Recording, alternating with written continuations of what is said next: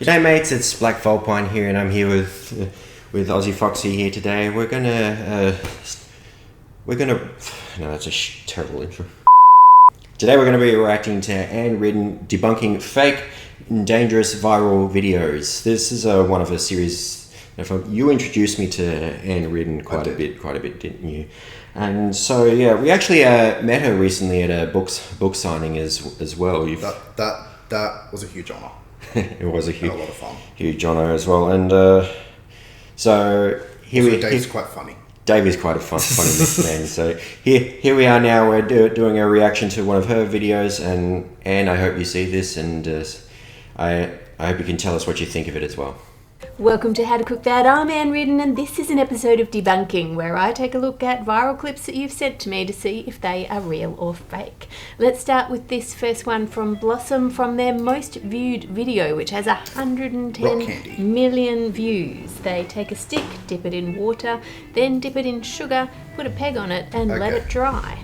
Then they mash up some strawberries. I've done this experiment before. Add a whole jug of water can work if done and the correctly. same amount of sugar. Then they give that a stir and tip some of it into a glass. They then add the sugared stick, leave it overnight, too soon, the and heat's then gonna in the dissolve morning the sugar get a and sugared you won't get rock rock candy stick. Yeah. This clip is definitely fake. Let me show you what would actually I'm sure happen. Anne's gonna go into this, but basically there was the fact. One thing I noticed straight away was as they were withdrawing the stick, there were some sugar crystals that had grown on the top of it, and which wouldn't happen from it being submerged in the liquid, at least not to that extent, and unless it was one of those child's crystal growing kits. Even then, I have my doubts. Yeah. If you want a good tutorial on how to make rock candy, just go to Todd's Kitchen. That's where I learnt it. Fair enough then. Yeah. But yeah, those also the close up on those crystals, they looked way too pristine for anything to be viable. No. Let's see what Anne says about it. If you were to take a stick and dip it in water and then sugar and let that dry, then take some strawberries and mash them up, strain them through a fine sieve, add a jug of water followed by the same amount of sugar, then heat that up and stir it until the sugar is dissolved and pour it into a glass. Yeah, that much water would actually dilute the flavour as well. And you got a lot of strawberries in there, but it's not a huge amount of... There's still not a huge amount of flavour in there. You wouldn't want to put too much water in there. You need the volume in there in the solution, obviously, but you'd want a lot more sugar than water, as you said. Pale pinky liquid with fine bits of strawberry in it, not a bright red clear mixture. And that's just the start. Let me put it on a time lapse overnight so that you can see what happens. You can see the bits of strawberry sinking and floating and sinking again all night, and if I pull it out in the morning, you can see the only sugar crystals on this stick are the ones they told us to stick there at the start, and even the rest of those have dissolved, so we've got nothing on this part of the stick at all. If we go back to their video and look more carefully, we can see that they magically have sugar crystals growing in mid-air above the liquid, and heaps of them on the rest of the stick too. This is what I was quick to point out as well. The step that they forgot to mention was to buy a sugar stick, put it into the liquid and leave it for 1 second, and then film taking it out. I didn't have to do this. This sort of thing really bugs me, because these simple, safe experiments that can be done at home are great for getting kids interested in science and fascinated with it. But if you give them the wrong method and then they try it and it totally fails and nothing happens, it's going to have the opposite effect. If you did want to try this at home, you don't want to use equal parts of sugar and water. You want to use 3 times the amount of sugar to the water. You can add food colouring and flavouring if you want, but don't add strawberries or anything that's acidic, because that's going to inhibit the formation of the crystals. Now I'm going to put this one on a time lapse overnight so that you can see what's supposed to happen, and you can see there some tiny sugar crystals starting to form right at the bottom of the stick. Forming big chunky sugar crystals is quite a slow process. You can't just leave it overnight. We're going to have to leave it for days. So I'll put this on to film on a time lapse so you can And even those crystal growing kits that I've seen, even those do not work overnight. No. Yeah, for me it took about a week, and even then it was maybe like medium-sized. I left it in for a few more days just to get it proper. I like this song, by the way. I actually know what it's called. It's known as, the song's called Extra Fries. Look at Yes, all please. of those crystals. If you pull it out of the liquid and let it drain, it's really very pretty. And the strawberry one, as expected, still has absolutely nothing except for the sugar we added What at sugar? the top. Sadly, it's just a waste of people's time and ingredients. Wah. Next, Leventi So, Milko no. Snaggy sent in this one. That does not look like ketchup. Yeah, that is absolutely not ketchup. Deep frying tomato ketchup. I don't want to try it, but let's do it. Okay, well, right away, the consistency of that ketchup was very different. It was like a paste almost. Like I've never seen tomato sauce like that. Yeah, there you go, tomato sauce. That's what we call it down under. Yeah, They actually say ketchup in the UK as well. I think so.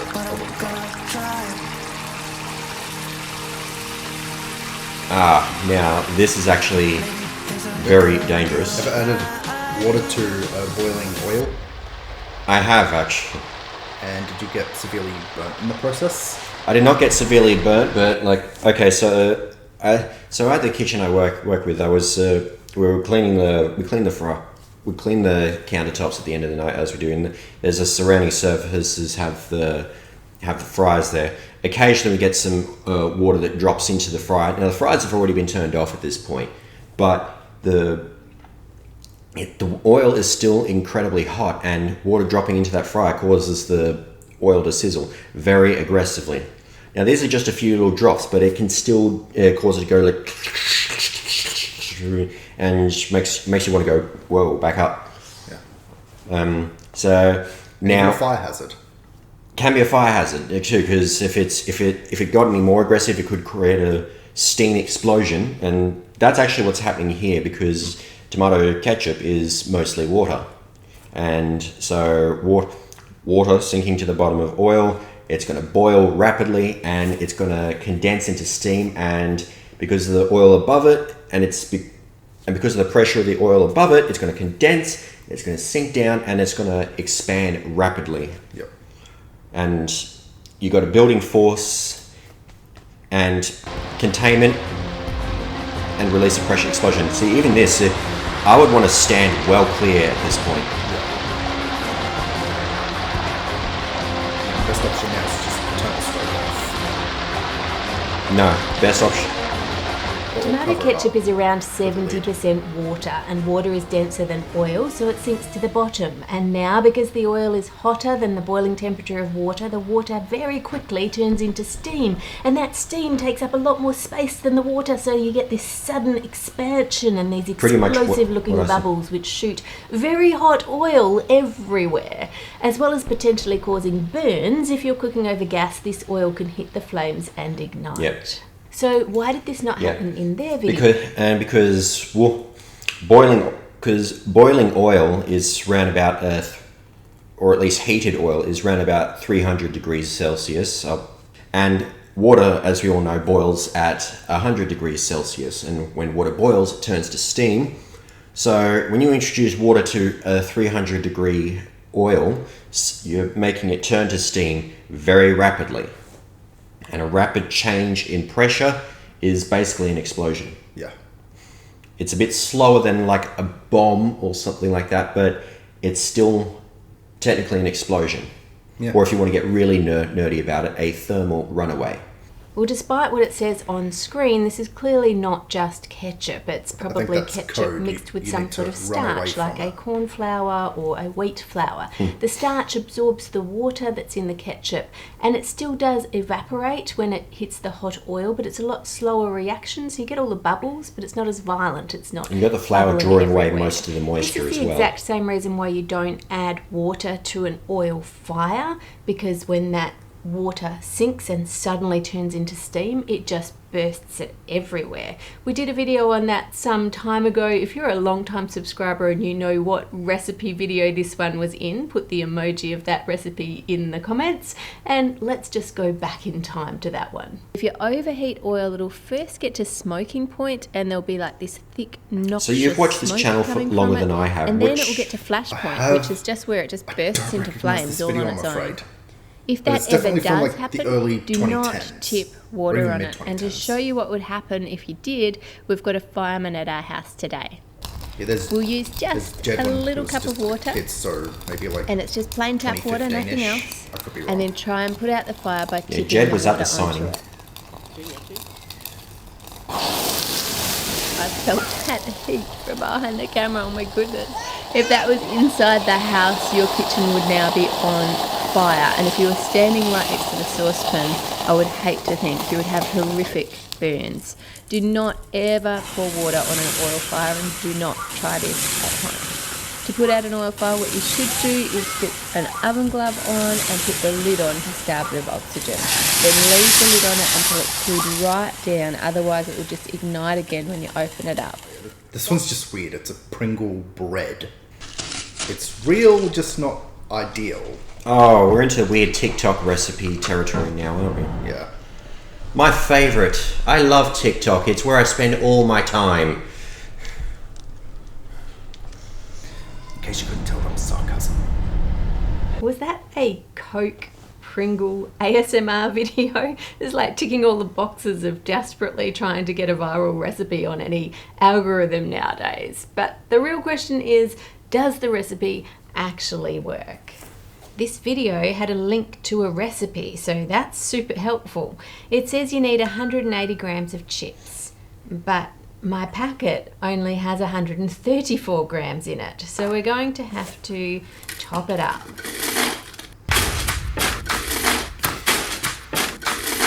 Yeah, I love the... And that's really full already.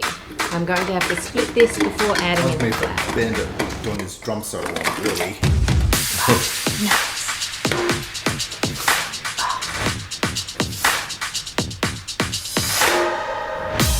And now, just because I'm curious to see how this recipe would turn out if you treated it like a normal bread dough, I'm going to make another batch with the exact same ingredients and just change the method.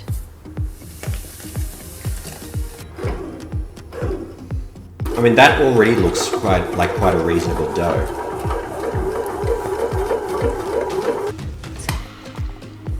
I'd still probably just stick with the original bread method though. After a second rise, it has totally filled 2 containers. This one is a bit overfull, so I'm going to trim off the excess and then bake them both in the oven. Okay, so this is the one mixed in the Pringles tube. It's quite heavy and solid. And this is the one kneaded in the bread machine. It may double the volume, so as you'd expect, it is more airy and bread-like, but still a little bit heavy. Let's put half of one type on one side of my tray and the other one on the other side. Then just add the fillings that they had and the cheese on top and bake again. Finally, they added lots of sour cream into the middle and some chives. I would stop at the sour cream because I don't like sour cream. Time. No, I like sour cream. Sort of a normal bready flavour. But I also like texture. Proper recipes. Normal, pretty average.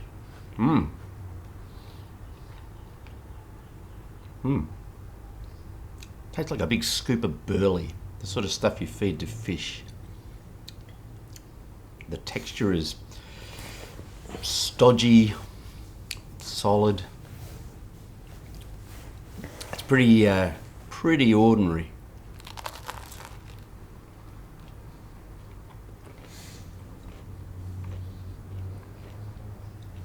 That's delicious. It's really B grade.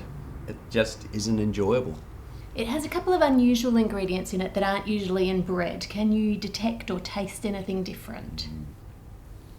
No. It tastes a little bit sweeter, but sugar's not an unusual ingredient, so maybe something like lemonade or something. It's Coke. Coke. And another ingredient. Pringles. Pringles? Sodium enriched. Why? The why is always for views. It's like the opposite of trying to hide veggies in a meal to make it more healthy. This is bread with hidden junk food in it. Next, Druid found the chocolate heart video for us. Thank you so much for sending that in. That's amazing. If you're unsure why she would have sent that in, just ask someone in the comments and they'll explain I know it. why she sent that in. Speaking of... Basically, there was a video a while back where there was a thumbnail of that chocolate heart and she kept clicking on it and nothing about the chocolate heart was coming up. It was basically to get you to keep clicking videos until you found the chocolate heart. Oh yeah, it was the... And I can find the relevant video later on. Until creamy and smooth, pour it in a bowl and refrigerate overnight. The next day, you have chocolate mousse. Interestingly, you can actually make a mousse using just water and chocolate. I've done it before, but I've never seen it done in a blender, and I have never seen it happen with this much water to that little chocolate. That's an So incorrect let's ratio. try this Yeah. one out. This is the quantities Way too given much in the water. description on their Yeah, recipe. the ratio And as you should can be see, the other- there is should a be lot the of other way water around, compared and to even then- chocolate. It said to blend it for 2 minutes, and after doing that, it looks like this. There's still lots of then fine it'd be little a bits pretty of chocolate in bland mousse. water. You'd want, like, And the heavy written cream in it recipe or says to something. keep blending until there are no lumps. So Yeah. let's keep going. And a couple of minutes later, there are no more lumps, but it doesn't look like a mousse. looks like I'm a going very to put this in the depressing hot fridge, but chocolate. I don't hold out much hope for this one. And just in case she was using compound chocolate and not real chocolate, I made another batch. And then the next morning, this is the one made with real chocolate, and this is the one that used compound chocolate. Using compound chocolate, we've got a chocolatey milk looking thing with a few chunks on top. And the real chocolate has a little bit of foam on it, and it's a little bit thick and chocolatey, but it's just a layer. If you dig down, it's liquid. So that's Yeah. disappointing. If you do want to make a mousse out of just water and chocolate, you're going to need a lot more chocolate compared to the amount of water that you're adding. You want to microwave that Cadbury for 30 seconds. milk chocolate? Then give it a whisk to compound stir chocolate? it really well, and then microwave it necessarily, for no. another 30 seconds. She explains how to Whisk it detect again real just to chocolate make in her sure all the chocolate. chocolate Yeah, is right, melted right. and mixed through. Then you want to cover it and freeze it Ingredients in the back. overnight. In the Cocoa morning, butter. it That means looks it's real like chocolate. this. It needs to be really cold for this to work. Whip it up with the electric beaters. You need to whip it for quite some time, and at first it will look like this, which looks really cool, these ribbons of chocolate, but it's not whipped enough yet. Looks like so yo-go. keep going, keep whipping it until it looks like this. Now at this point you can push this a little bit by adding some more water. Make sure it's chilled from the fridge and only add in a little bit at a time. You can get about 120 ml of extra water, but if you keep going beyond that, it will split. Even this much to me doesn't look perfect. It looks like we're just teetering on the edge of the whole thing falling apart, so you're probably better stopping a bit earlier with less water. But even this has a lot more chocolate compared to water than their original video did. If you find a video was- you'd like to see debunked, The way I see some of this is that they're trying to get something that looks good on camera, but what I don't understand is why they have to tell straight up lies in the process of it. Like, Because it's more clickable. People don't want truths anymore, or at least the algorithm doesn't. yeah. I mean, I guess it falls to people like us to put some science behind the videos and basically show how the magic is done. Now I have some basic knowledge in cookery, but I also have knowledge in special effects as well. You've watched this channel. You're perhaps more of a bakery expert than I am. Honestly, I think you're right. Yeah, because you've done a lot more baking than I have. Yeah. But it is, and there is a lot of what I like to call digital sleight of hand, where they switch out, where they switch things out, or use other little camera tricks or stuff like that. Yeah. Like the video you did with the forks and the batteries. Yes, and even that was a little bit more complicated than what the actual video probably was.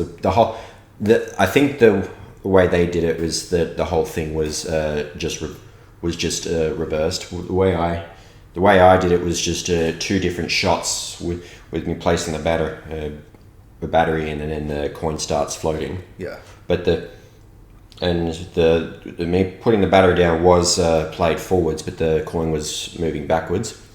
Correct. So yeah, a bit more complicated, but yeah.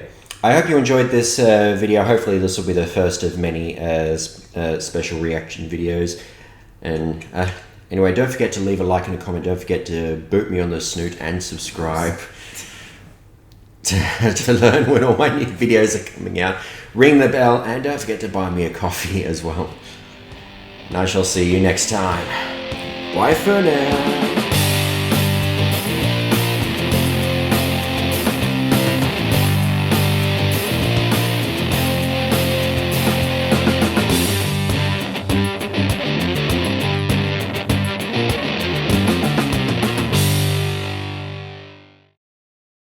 Today we're going to react to Anne Reardon's debunking fake dangerous. Today we're going to react to Anne Reardon debunking fake viral. I thought you were going to redo the hello everyone or something. Yeah, no, that because that was fine. All right.